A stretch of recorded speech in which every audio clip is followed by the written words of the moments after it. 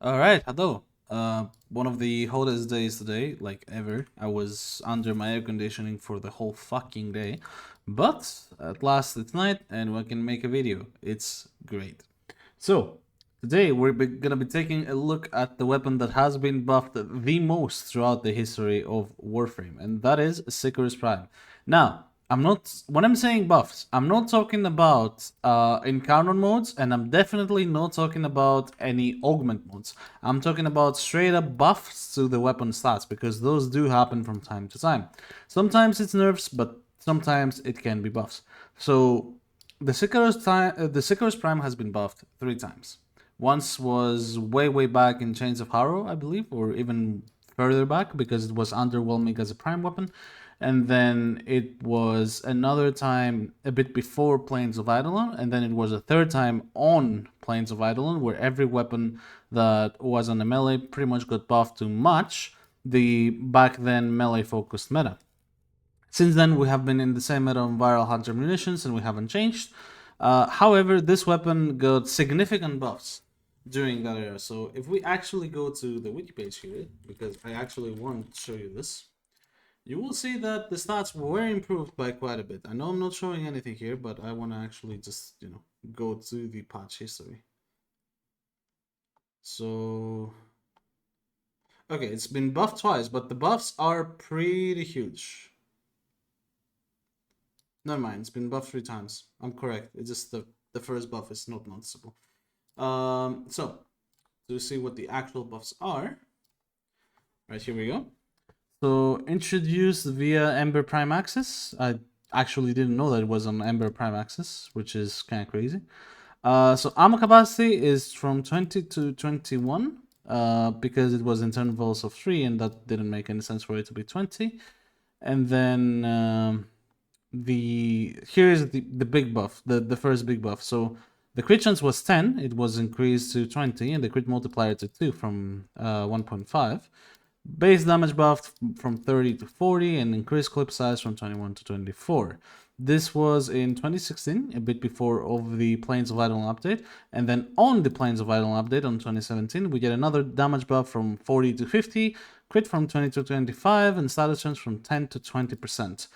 Increase mastery rank requirement from 2 to 4.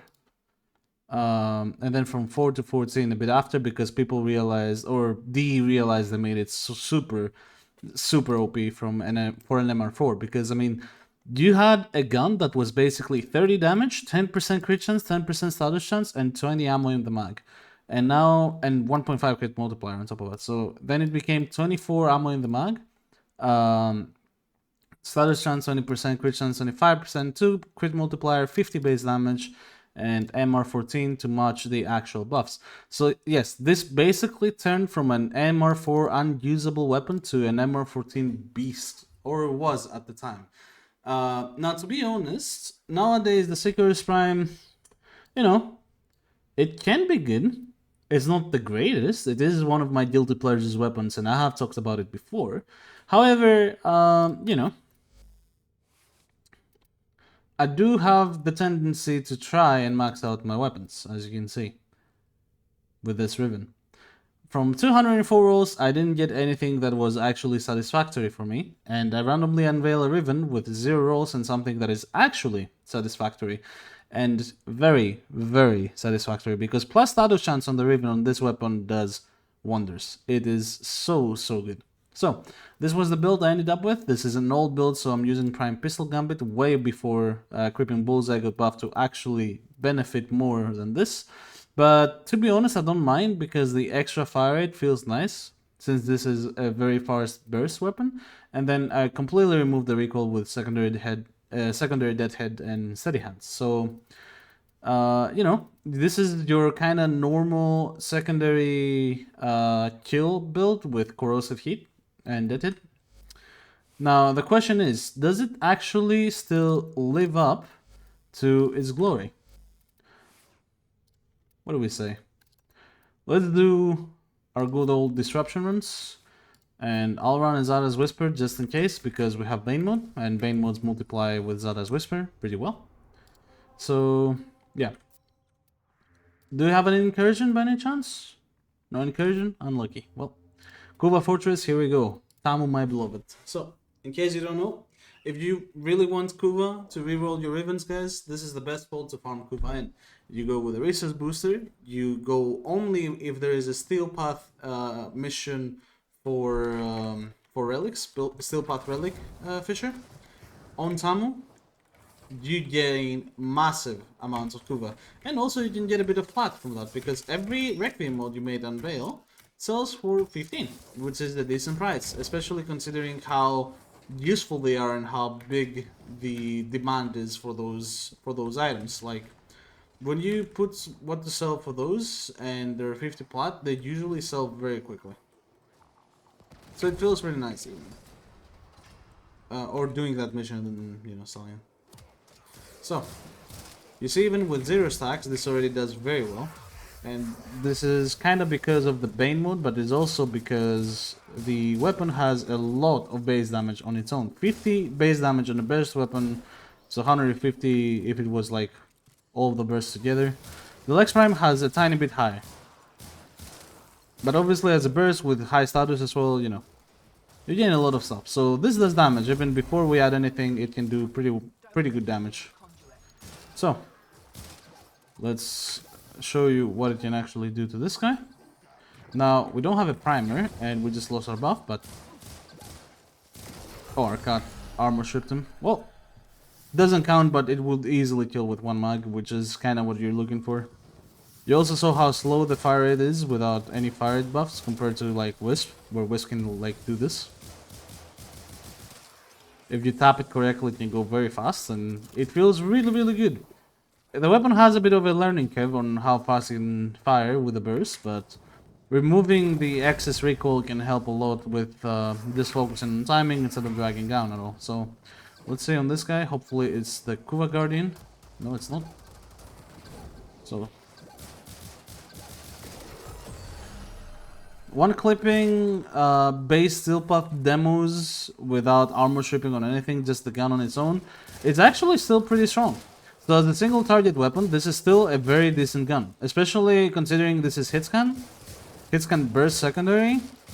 This is like rivaling guns like the Kuva Brak, Kuva Seer, you know, all the Kuva secondaries that are burst. It's just rivaling those. So it doesn't have actual like easy contenders. Like, you may say, oh, what burst weapons are actually good? Well, there are some. So now you see with Zadas, it just, you know, demolishes. The Bane mode helps a lot. You could add more Bane mode if you want. Like, if you had a Riven mode that had Bane and Element status chance, but then, you know, crit chance is also useful. I feel like the actual Riven that I have on me right now is literally the best possible scenario for this weapon. So, you're watching this at what is probably its peak performance in terms of Riven mode's damage and everything. So, you may say, yeah, it's like, okay. It's not that great, but I like it. I like the feel of it. I am satisfied with the damage it deals, especially considering this is like Steel Path and shits. And I'm not using a primer. Like, I mean, half a mag on a Kuva Guardian and he almost just pops. It's pretty good. It's pretty good. I don't remember how it does with Acolytes. I believe with Acolytes it does like 1.5 mags, which is still pretty fine. But obviously now this weapon has been not exactly power crept, but replaced because the category that it's loaded in is not really useful anymore. You won't use a burst secondary weapon like the Seer, the Brak, or the Sicarus, right? But the Sicarus itself is still a very fun and very good weapon in terms of damage. It's just the meta has shifted to AoE killing and all the likes of that, so if your weapon doesn't have ungodly amount of damage on its actual primary fire, then it's just not worth using. And this just has decent damage, as you can see. But you know, it's weapons that I like, weapons that I will take a look at. Weapons that I will come back to. So, now there's Zadas. Hello. Goodbye. You see he just disappears very fast.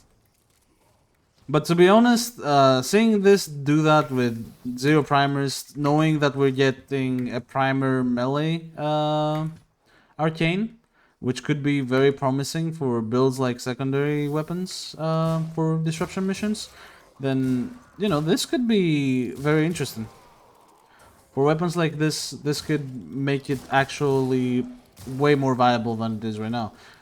And it's already pretty good. Not gonna lie, we're seeing decent numbers here and decent damage for sure.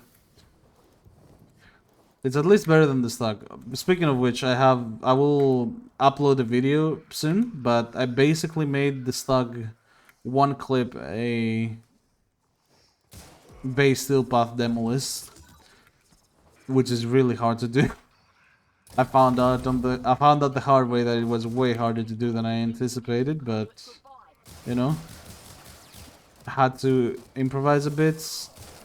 It worked quite fine at the end, but yeah.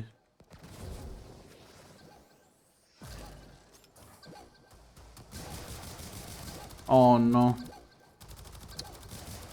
I'm not sure how he's taking damage, but I body shotted him so he takes 0 from Zada's Whisper. And this is the thing that I don't like about Zada's Whisper. If you panic and you misclick a shot on a wrong body part, it's so hard to come back after, you know? So that is what I don't like about it.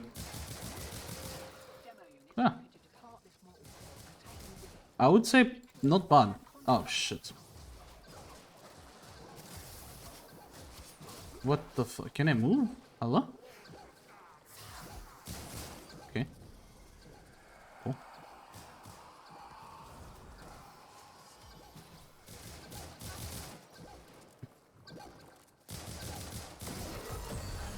Kuba Guardian and Demolists are pretty tanky, to be honest. So I expected it to take more than 1 mag. Still decent. Also, I don't know if you guys saw, but the changes to Magnetic, right? From the dev stream. We are changing Magnetic in a way that is gonna deal with Overguard way better. This means that Magnetic innate weapons are gonna become super viable in this meta. And yes, what is a Magnetic innate weapon? Batacore. Batacore is... So Batacore is about to become meta. Mark my words, that shit is broken already. Batacore is crazy strong already, so when Magnetic is gonna do that, then you can, like, level capping with Batacore is gonna be piece easy. Because Demolish, or not Demolish, but, you know, the shield... Can I move? What the fuck is happening to my character? Hello? Okay. Wrong body part. Epic. Stop right there, sir. Thanks. Yeah. As I was saying, with the new changes to Magnetic, any Eximus enemy or any enemy with Overguard will get completely obliterated by the Batacore. It's gonna get absolutely decimated. Because, you know, Magnetic just increases the damage to Overguard. Overguard in high levels is actually with insanely high amounts. So lowering that and making it so that you completely bypass it almost by with that innate Magnetic, then, you know, that is just wild. That is just wild. That is such a niche buff that helps innate magnetic weapons so well. Because let's be honest, we're not gonna mod for magnetic just for Overguard. I don't think anyone's gonna do that. But innate magnetic weapons, damn, they're gonna slap now. They're not a lot, obviously, but you know, this shit will slap 100%. It's innate magnetic and innate radiation. This weapon kind of goes hard in general, but I just expect it after the update to be insane, so look out for it, in my opinion. So yeah, anyways, that is the Sicarus Prime. That is how it performs nowadays with all the power creep that it has gone through. And in my opinion, it's still decent. If you like burst weapons in general and you're like me, then you could like this weapon. I'm a big fan of burst weapons, and knowing that Batacore is an automatic burst weapon where you just hold the trigger down and it just goes on its own is very, very satisfying. However, you know, just normal burst weapons are also really nice. They have really good feel to me, especially when they're very, very fast at shooting. You know, you don't want to get a burst weapon and then you just shoot it and it's so slow. but that just ruins it. Thankfully, Sicarus is not like that, and obviously Barakor is not like that either.